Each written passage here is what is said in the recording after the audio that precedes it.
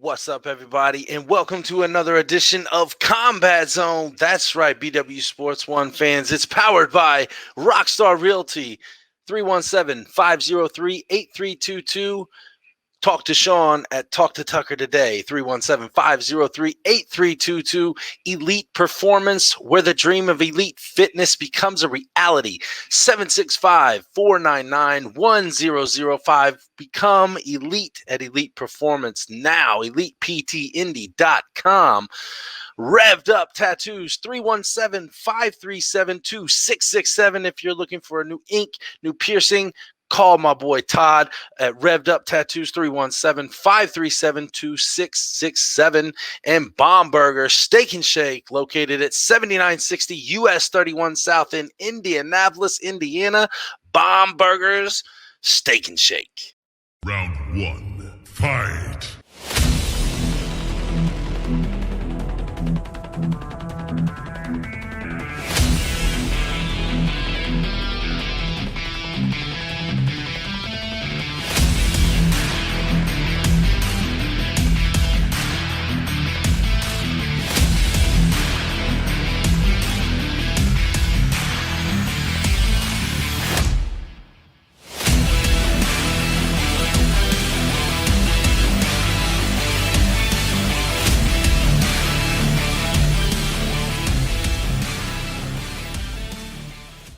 All right, another fun-filled Combat Zone episode coming to you today. Boys and girls, ladies and gentlemen, children of all ages, Chesapeake, Virginia's own Reggie Barnett Jr. is welcomed to the Combat Zone. Sir, how we doing? I'm doing good, man. Just another day. It's Monday, so back to the grind. 5:30 practice this morning. Got some really good work in with one of my students, and Good. Well, thank you for joining us again. I told you earlier, but thank you again for joining us. Let everybody know at BW Sports One World kind of what your background is in the combat sports realm. You've been in it for a while. Yeah, I was, I guess, a minor accomplished amateur boxer. I had over 100 fights. I competed in MMA. I had 20 fights as an amateur. I have 7 now as a pro. I'm 3-4. I turned pro in boxing because that's what I did all my life. I'm 6-2, and then bare knuckle happened, and that was my calling. Like, I felt like I was born for this sport. So they did the first tryout. I went. I absolutely shined, and the rest has been history. I was there for the very first BKFC, and here we are going into BKFC 18 on the 26th, and then BKFC 19 on the 23rd. I'll be right back there in the squared circle. I'll have the most appearances out of any fighter. Nice, nice. Well, we'll definitely be getting to that here shortly. But first, I want to know what, as far as your calling into bare knuckle, what made you transition from the gloves to the no gloves? What gave you that, yes, this is my calling? Not really transition. So I had some hard times in my life. I struggled. I was in the streets running with some gang members for a while. I started drinking pretty heavy and partying and just getting into trouble. And in the midst of that, having boxed as a kid, I kind of started fighting in the street. So doing bare knuckle was not really anything new to me in the sense of having to fight somebody with no hands, no glove, just my hands, no gloves. I had done that quite a few times, probably not in the best manner. But at the same time, I didn't really want to be like a world championship boxer. And MMA, I never had any aspirations to be a UFC fighter. I just was fighting because it was keeping me sober and it was keeping me out of trouble. So, and then, like I said, the tryout for bare knuckle, and I was like, oh yeah, I done had plenty of street fights. Not just street fights, backyard brawls, organized freaking, bare knuckle fights. So just underground stuff. So when they were like, oh, they're going to let you legally sanction punch somebody in the face with your bare fist, I was like, hell yeah, sign me up. And the rest is history. So kind of going in over what's happened over the past week or so with the former title holder, Dat Duck, giving it up because the contract couldn't be met. Now, I want to hear your opinion on this because we all know and feel, we know your opinion as far as him ducking you. We want to know, do you think that that was the reason of the negotiations not being met? Or do you think that it was just a real legit money issue with him? I mean, either way, whether it was the money or whether it was fighting me, that's not champion behavior. If you want to come in and say you're the best, then step up and prove it. And Dave has always taken care of me, even in the fights where my opponents didn't show up. So I don't understand. I think he outpriced himself straight up. Well, I was gonna say there's purpose doing and there's intentional and there's unintentional hyping up as far as your price. And sometimes people do it, and this is totally me being not in the spectrum like you guys are, but this is me speculating. There's either you tell them a price so much because you don't want to fight, or you tell them that price because you really think that you're worth it. And I don't know. I think it's way too soon for him to say that. Yeah, that's what I was going to say. Prove that you're worth that money. Beat me and prove it.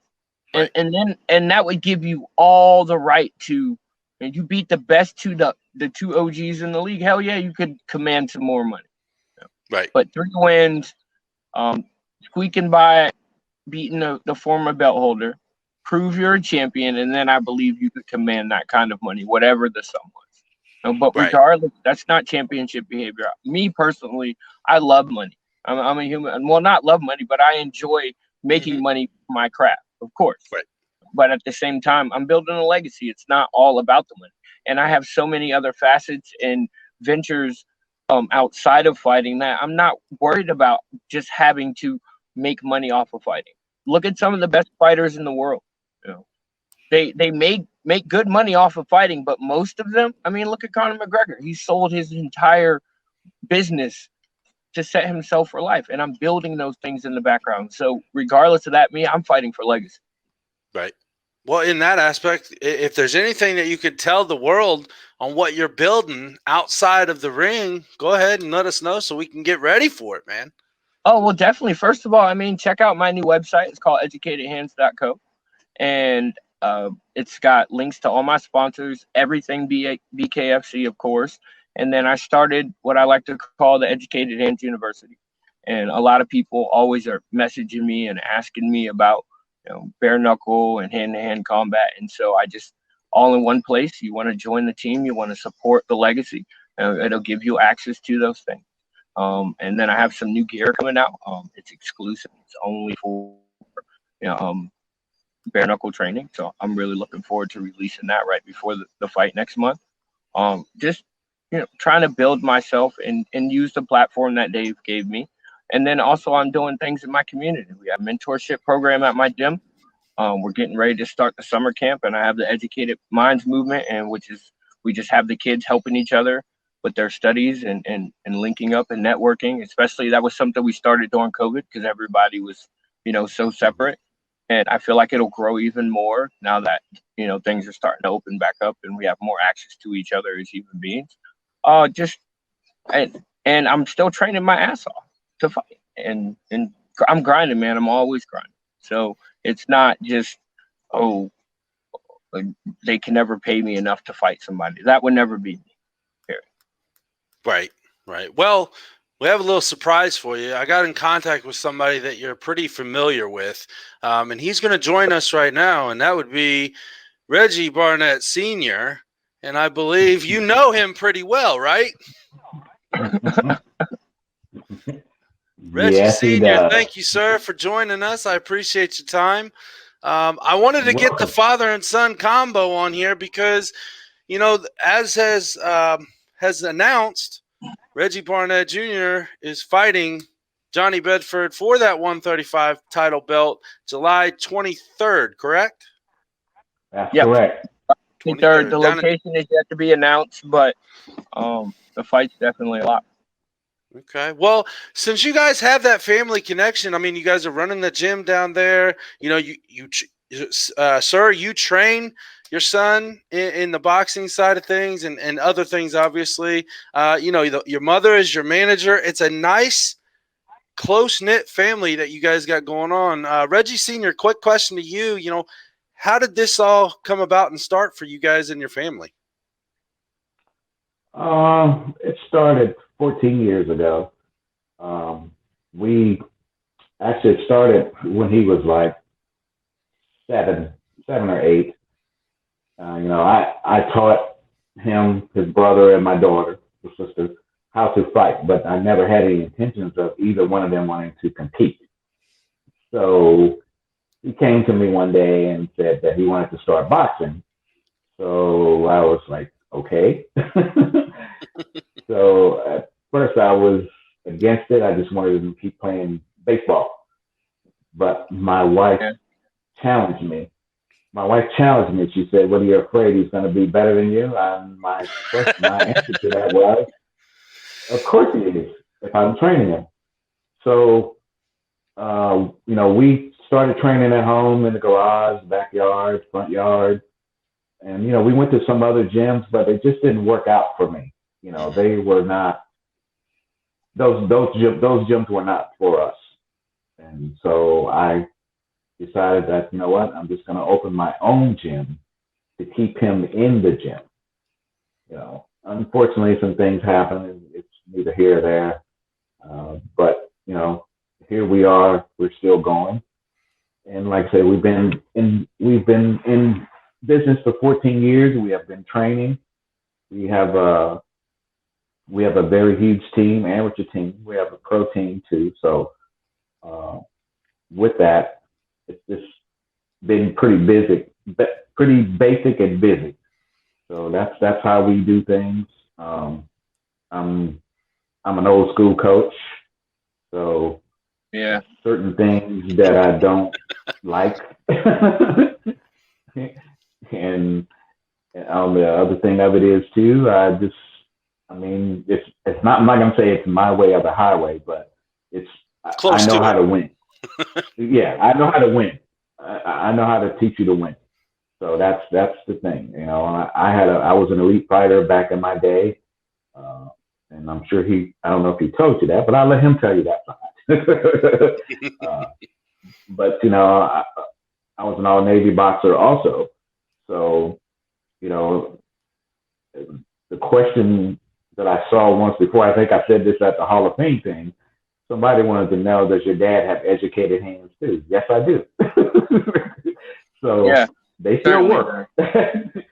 They still work. So I think if that person would have asked you or would have done the research before asking you that question, they would have found out really quick that you are very educated in that ring. Yes, I am. So it's been a lot of fun. I'm glad we're getting this opportunity to basically, when I say it, get what's owed to us. Mm-hmm. Okay, another title shot. I don't care if they put the Pope in front of us. We're not leaving without the belts. There you go. There you go. That's the bottom line. So. Well, Reggie, coming up with your fight against Johnny, I know you guys have fought before. You guys, like you said, are familiar with each other's style. What is different about this time than the first time you guys faced off that you're looking at either doing, not doing, whatever you can say? Obviously, you got to keep certain secrets in the bag because if not, nobody's going to want to come train with you guys. So that's the secret and the sauce. You guys got to come train with them to find out what's all going on. But whatever you can tell us, and as far as your regimen and what you're looking at for this fight against Johnny. Well, first and foremost, we know that in the first fight, Johnny was a lot the bigger and stronger guy. But that's not the case anymore. I was still trying to stay in the middle and box at 128 and compete bare knuckle at 135, but we're not doing that anymore. So I'm a solid 135-pound fighter. So he may be taller than me, but he's no longer the stronger guy, which was something that he really relied on in the last fight. Mm-hmm. So that's gonna level the playing ground, I guess. And then, like you said, we know each other's styles, but at the same time, I'm not the same fighter that fought him the first time. Right. I have evolved as a bare knuckle fighter. And Johnny has somewhat evolved in his own retrospect. But when you go back out and you watch our last couple of fights against our opponents, he hasn't really changed anything. What works for him will work for him. I'm sure he'll have a few tricks up his sleeve. We're fighters, we all do, but he doesn't know really how to fight any other way. And I'm bringing so many different tools and weapons to the table that he's just gonna have to figure out how to deal with. And like my father said, we're not leaving without the belts. It's very few far in between do you get an opportunity to run it back against the same person for the same vacant title. I mean, this history couldn't be written any better. And so I'm going to go in there. And he already knows that even if he hits me as hard as he freaking can, what I'm going to do, I'm going to get back up. So how do you stop a man that you know you've already hit with everything you had, and he still kept coming? And he's even better now. Well, definitely puts a different enlightenment in somebody's mind across the ring when they hit somebody with everything they got and the guy's still coming at them. So you definitely, mind control is definitely part of combat sports, whether people like to embrace that or not. We all know, if you've been in that ring, that there is a little bit of a mind game played, whether it's known. A fight is 90% mental and 10% physical. Yep. The physical preparation's already done. You don't have to really worry about that. It's more or less the mental aspect while you're in the midst of combat, being able to think but not stop to think. There's a difference. Have you ever been doing something and you actually have to stop and think about it, like what you're actually doing? You can't do that when you're in the midst of combat. You have to train your mind to be able to think in the process of attacking or defending at the same time. The mental part of it is a really big part. I could not say that better, and I'm glad you helped me out because I was stuttering a little bit on the words, man. That's why I love bringing people on that can help me out through these. Hey, they don't call me educated hands for nothing. I got an educated mind too. I just love using my hands to talk, but more than my mouth. So. There you go. There you go. Mr. Barnett, with your own legacy, how does it feel being a father, seeing your son rise to the occasion, not once, but several times, and now is finally, like you said, getting what's owed to him? I actually enjoy it. It's a big honor for me as a father. He has surpassed everything that I've done, in combat sports. So I have no problem with it. I'm actually pretty happy because, for the simple fact, he's on top of the world, which was my goal from the get-go. Once he turned professional, we're not settling for second best. We're going all the way. So it's not like we've never been on this stage before, whether he was an amateur or as a pro. It's not like we have never been on this stage before. We train to fight anybody that you put in front of us. Not just him, but my entire gym. Okay, I have a big gym of boxers, from pros to amateurs. My amateurs are the same way. We train to fight anybody you put across the ring from us. Doesn't matter. At the end of the day, either our hand gets raised or it doesn't. Guess what? We go back and work on it and come back again. It's not going to be the same outcome the second time around. Exactly. Exactly. It's not going to be my the same. My father could have said it better. Outcome. No man on the face of this planet, because I've had a couple rematches and rubber matches, has ever beat me twice. And you don't plan on letting that start this time, right? No, not at all. No. No, not at all. There you go. Not at all. So, well, we grind every day. So I can't speak for everybody else, but that's their problem. That's right. You got to have self-motivation in order to succeed anywhere. For anybody to be able to teach you, you have to be taught your self-discipline first. And it looks Nobody woke me up at 4:30 this morning. I woke myself up. And you know what that comes from? Like my dad said when I went to him as a kid, and I said, "Dad, I want to box." He said, "I thought you was going to play baseball." I said, I think I want to fight. I said, "Okay, well, you're going to train to fight." And I remember the mornings he would wake me up at the crack of dawn and he had a green, what was it, a Ford Ranger, Dad? Is that what it was? Yeah. The little green. Yeah. He had a green Ford Ranger, and he'd wake me up every morning. And he'd put me out on the road, and we'd run. And we knew everybody in the neighborhood, so they'd see me running, and he'd be drinking his cup of coffee, following me in his truck. And kind of from that discipline, even though I went off the road for a little while in life, it was still instilled in me. So this morning, nobody had to wake me up at 4:30. I got up myself, I made my coffee, and I went to the gym, and I did my workout. And I was glad that one of my students showed up. I'm grateful that I have other students and other training partners who not only help keep me accountable, but I also help keep them accountable. So we get stronger together. And that's what the 757, boxing gym is about. We're a family team, and we help each other grow. So there's no way I have grown so much since those years ago when me and Johnny met for the first time. And he's going to know that. The world's going to know that. And it's going to be a war. I'm not expecting it not to be a tough fight. This is Johnny Bedford we're talking about. Right. But at the same time, I'm ready to rise to the occasion. Well, brother, I can ensure you wholeheartedly that I am so ready to watch this fight in a little over a month and watch the new warrior that's inside that ring coming at Johnny Bedford for, again, that 135 vacant title. Now, appreciate you guys' time. Really quick, before we go, we got to enjoy some rapid knockout, okay? And I got both of you on here, so both of you guys are going to have to answer these 5 questions. Dad, you go first. Okay. Dad's going to go first. Dad's going to go first. Okay. First 5 questions has absolutely nothing to do with fighting. Mr. Barnett, to you, sir. First question, favorite food? Wings. Wings. Are you, okay. Here's the debate. Drum or flat?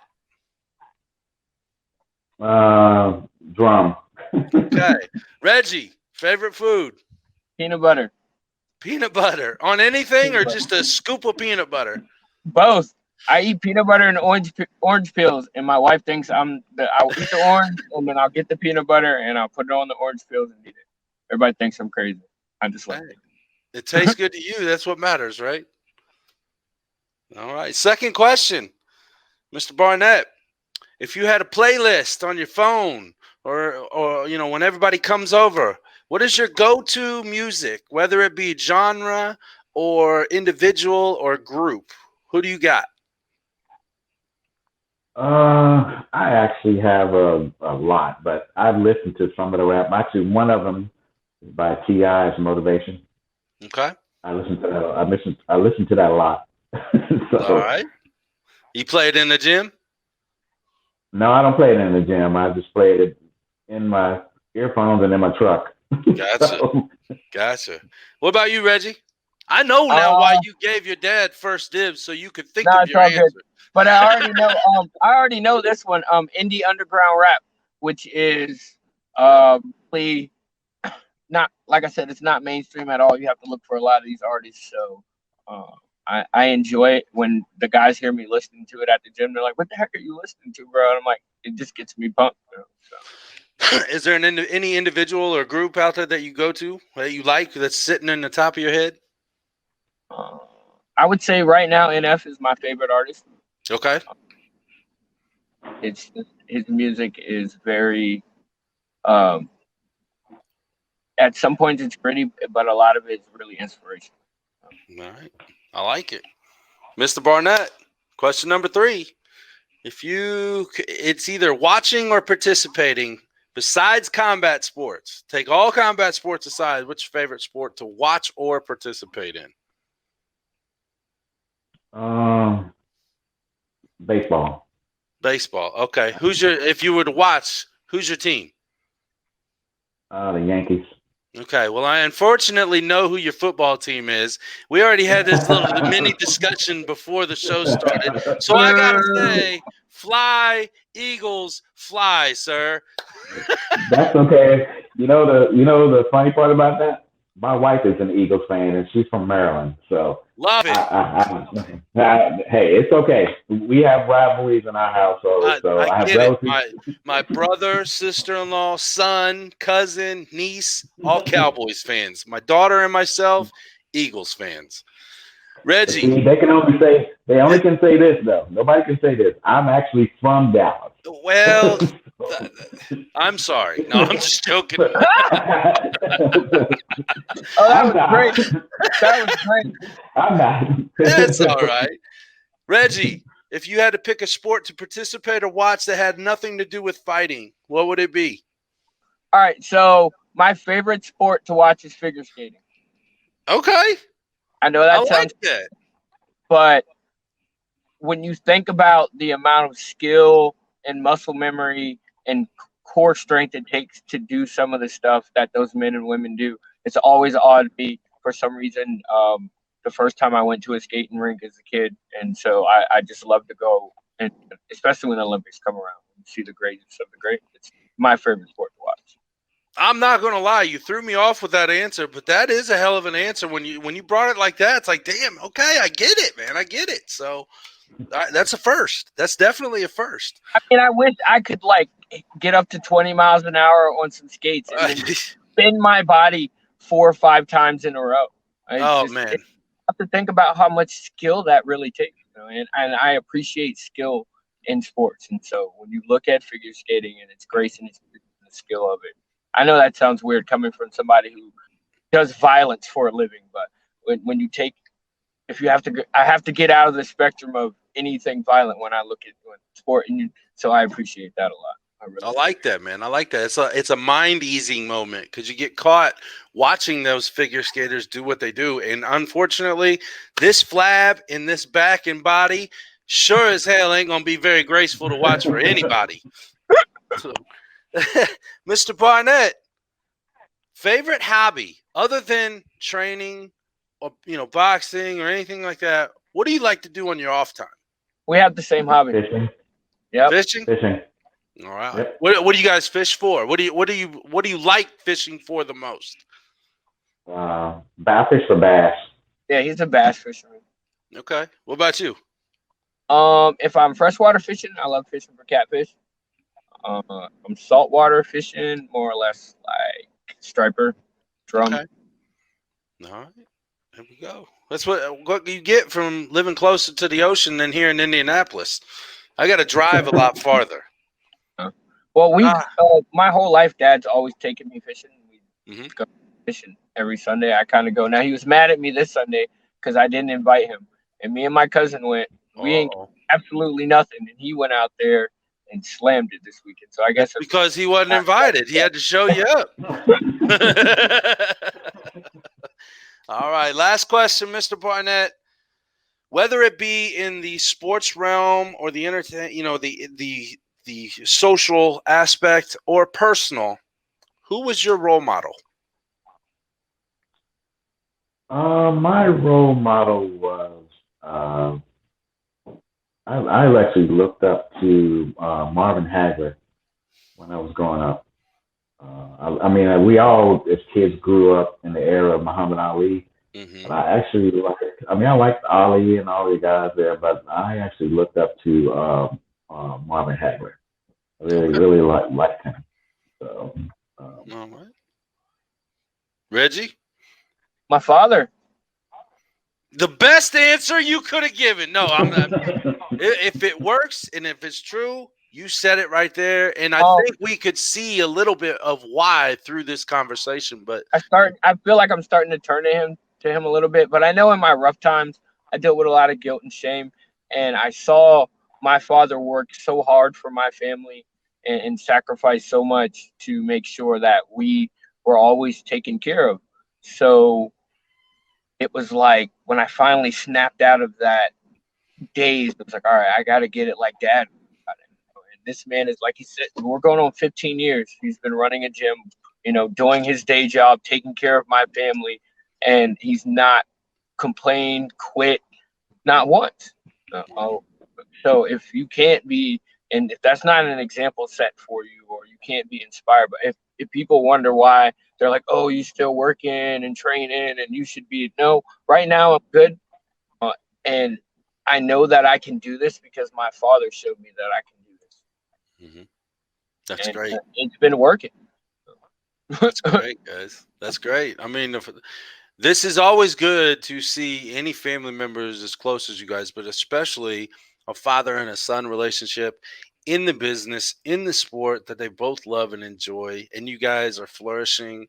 Not necessarily, when I'm saying flourishing, it doesn't always have to be money, right? Everybody likes money. We all like getting paid for stuff, but to see you guys as close you are, training with each other, working with each other, doing everything together. That's what a father and son wants to do. That's what I like to do, with my father. That's what I like to do with my son.